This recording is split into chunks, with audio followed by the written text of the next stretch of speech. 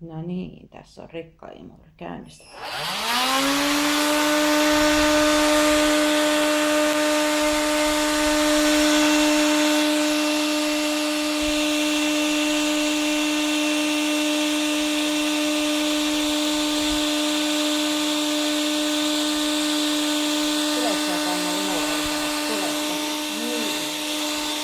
Heti kun imuri käynnistyy, niin sää tuuttaa jää.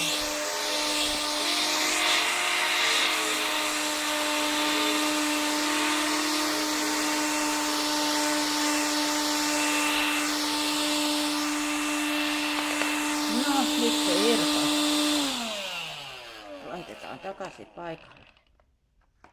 Noin.